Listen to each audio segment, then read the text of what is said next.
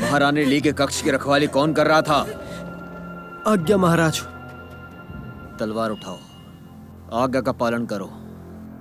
जी महाराज, जो आज्ञा महाराज।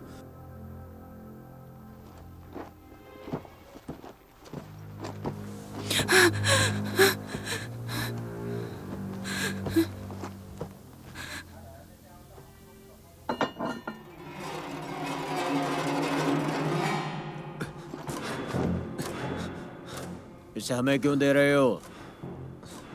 इस तलवार से खुद को मार डालो बिना देरी किए। नहीं नहीं, मुझे बख्श दीजिए, मुझे माफ कर दीजिए। अगर तुम ऐसा नहीं करोगे तो हम तुम्हारे 7 कुलों को मार डालेंगे।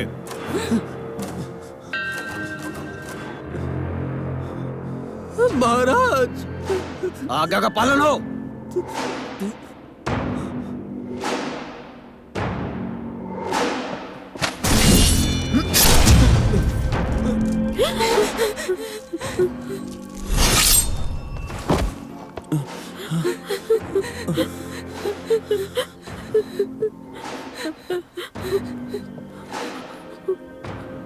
उसने न केवल महारानी ली की अनुचित तरीके से रक्षा की, बल्कि सार्वजनिक रूप से हमारे आदेशों का उल्लंघन किया।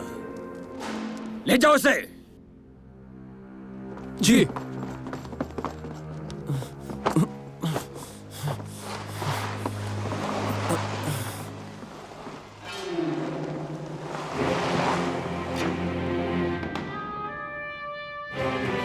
जाओ गाओ। मैं यही हूं महाराज। तलवार को उठाओ।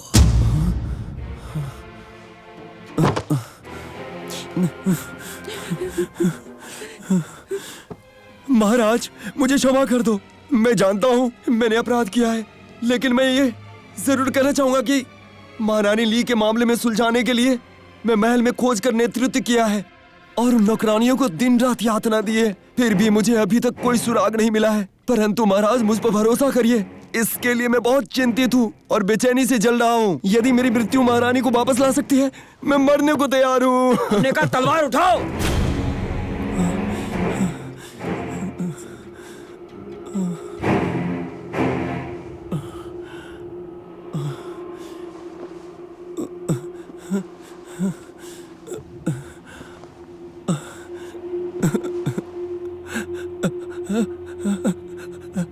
महाराज, क्षमा करें।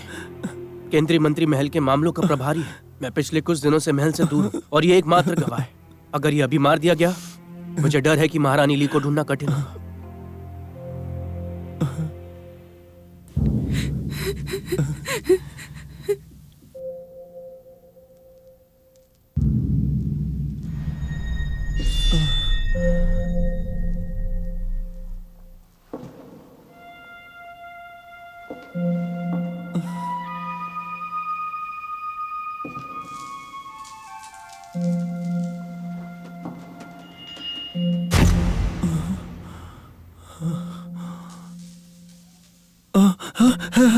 ये एक अच्छा सुझाव है। आज तुम्हारी जान बख्श देता हूँ। अगर महारानी ली की खोज नहीं की तो सिर काट दूंगा तुम्हारा। आपके दयालुता के लिए धन्यवाद महाराज। मैं अपने अपराध का प्रायश्चित करूंगा।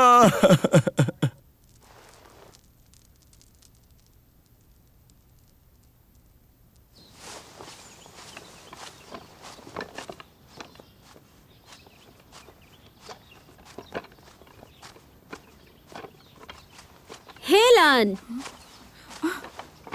ली, आप यहाँ क्या कर रही हैं? आपको तो जिंग के साथ होना चाहिए। मैंने तुम्हें बहुत देर से नहीं देखा था ना, इसलिए मैं तुमसे मिलना चाहती थी। वो दोनों बहुत जल्दी में थे, इसलिए जल्दी ही चले गए। अच्छा, तो चलो हम बातें करते हैं। तुमने सभी राज्यों की यात्रा की है जी के साथ, इसलिए बहुत सारे युवराजों से मुलाकात हुई होगी। मैं सोचती हूँ अगर किसी युवराज ने आपका दिल जीत लिया तो?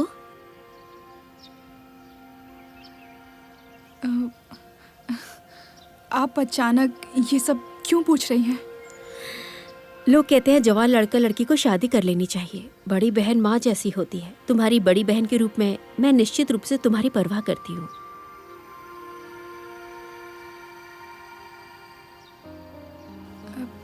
मैं कभी शादी नहीं करना चाहती। तुम अब जवान हो चुकी हो, फिर क्यों शादी नहीं करना चाहती? क्या तुम किसी और को पसंद करती हो? मेरे लान, तुम मुझे सब कुछ बता सकती हो। मैं हमेशा तुम्हें अपनी सगी बहन ही मानती हूँ। मैं उम्मीद करती तुम हमेशा खुश रहोगी।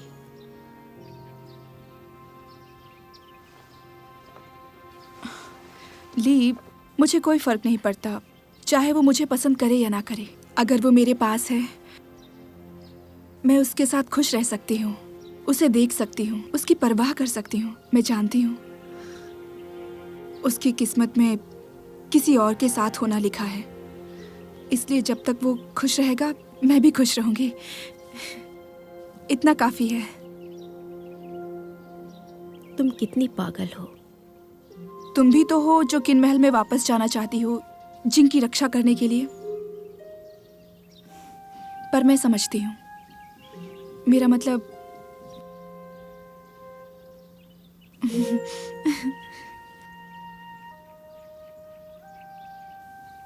वो देखो खरगोश।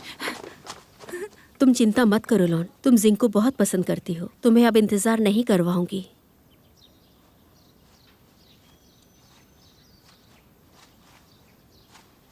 छोटे, महल में उन पर लगातार नजर रखी जाती है, इसलिए खुलकर बोल नहीं सकती थी। कल उसने जो कहा वो महज एक आवेग था, इसलिए बुरा मत मानिए। वो पहले जैसी नहीं रही। पहले बहुत खुश मिजाज थी। ऐसा लगता है कि वो कुछ छुपा रही है मुझसे। पता नहीं क्या चल रहा है, मुझे नहीं पता। भले ही वो वापस आ गई है, पर अभी भी मैं उसे दूर महसूस करता हूँ। पिछले साल महल के अंदर उसने बहुत से कष्ट सहे, इसलिए वो पहले जैसी नहीं रह सकती। वहाँ 1 साल बिताने के बाद पुयांग में जो हुआ उसे भूल गई है ना? यिंगजिंग के साथ 1 साल रहने के बाद वो अब उसे अत्याचारी नहीं मानती है। मैं निर्णय नहीं कर पा रहा हूँ।